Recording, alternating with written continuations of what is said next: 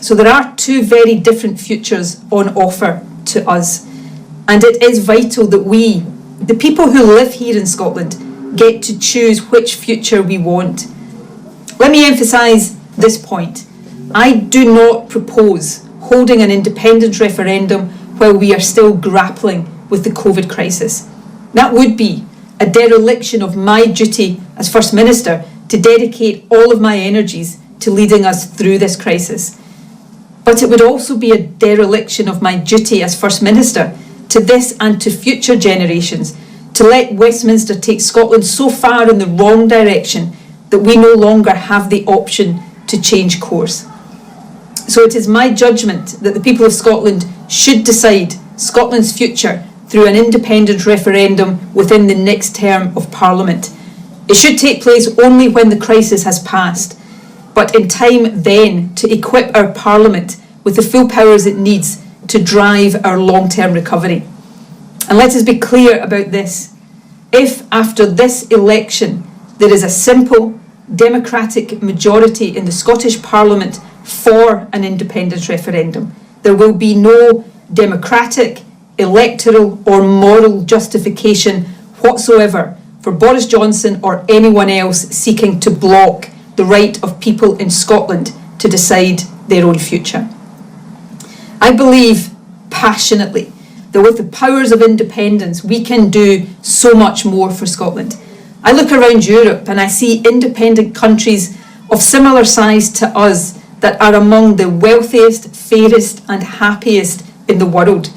If Denmark and Norway and Ireland can do it, then with all of our resources and talent, why not Scotland?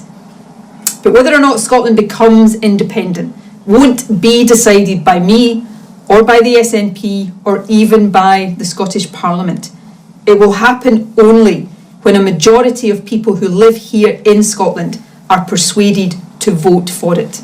Scotland's future will always be Scotland's choice. But at this election, we can take a step towards that better future that we all know is possible. I am asking you to vote SNP, to re-elect me as First Minister, so that I can provide the leadership required to guide us through and out of this pandemic. In the last Parliament, putting our progressive values into practice, the SNP introduced a fairer tax system. As a result, most people pay less income tax in Scotland than in other parts of the UK, but those who can afford to pay slightly more do so. This has helped us boost investment and keep vital services free of charge. Services like university education, prescriptions and personal care, and bus travel for our older people. If we are re-elected, we will maintain that progressive tax system. And to provide stability to the economy and to household budgets during this period of recovery, I can confirm that our intention is to freeze the rates of income tax throughout the next Parliament. These practical steps are designed to make a real difference. But emerging from a global pandemic that has turned our lives upside down is not a time to take just small steps. It is a time to be pioneers, to think big for the future.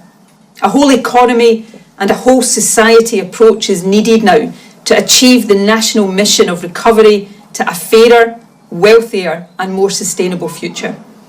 In this manifesto, the SNP is setting out a serious programme for serious times. It is practical but unashamedly optimistic, and it is transformational in its ambition. Anyone and any party aspiring to govern in these times must rise to the occasion.